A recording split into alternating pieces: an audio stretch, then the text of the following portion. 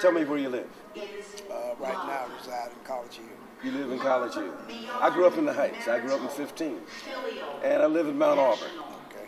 And I'm the senior historian here at the Freedom Center. And part of what we do is every week we talk about current issues, and we talk about things that happen all over the world. But I always try to connect with where I grew up and what matters for just ordinary people. And today, what does today mean to Mr. Smith? Well, today actually means I too grew up in the West End. You grew up in the West End. Yes, I did. In Laurel and that was the tough. You grew up in the Laurel home. Yes, I did. So you grew up in the hood. That's right. That's right. And today means that we look back at all the things that could happen. When I came up in the 50s, right? And I seen all this happen, and seen all the transitions that went on, and all the struggles we've been through, and this Freedom Center right here represents so much.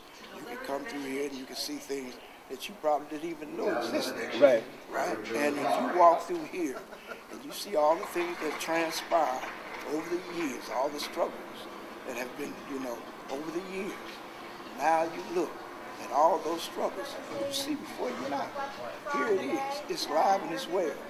Those dreams that we had, they are here. And they are so much live now than ever before. We never thought this day would come. And 40 years. We're talking the struggles from the Martin Luther King struggle. Right. 40 years it took. But it's here now. It's so live. You grew up in the Laurel home. Yes, I did. Armory Avenue. Yes, sir. Lynn Street. Yes, sir.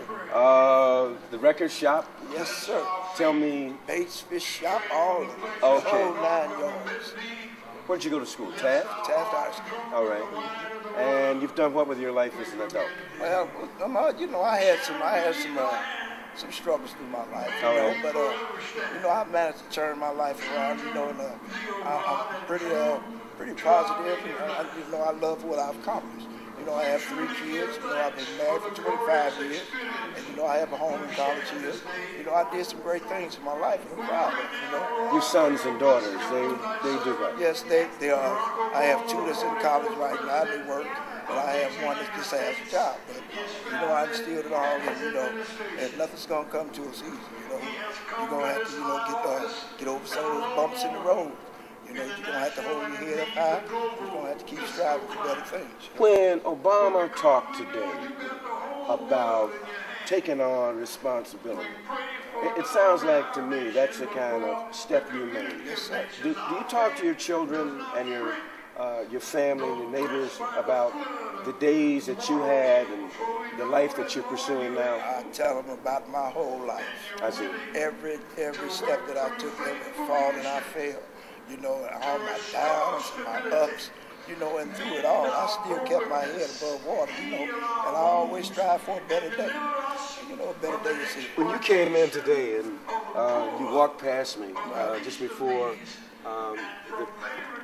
we began our program, and you had this carriage that said, "I like me." Oh, yes. And but you've seen the downside of life also, and you didn't give up. I refuse.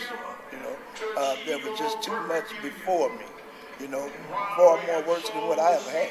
Tell me about Mom. Tell me about growing up in the West End. Mom and Dad came from down south.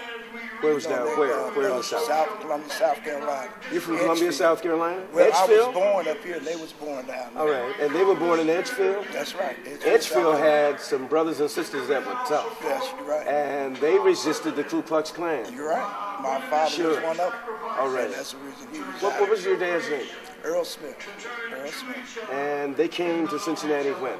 Up into 19, probably about 45. I see.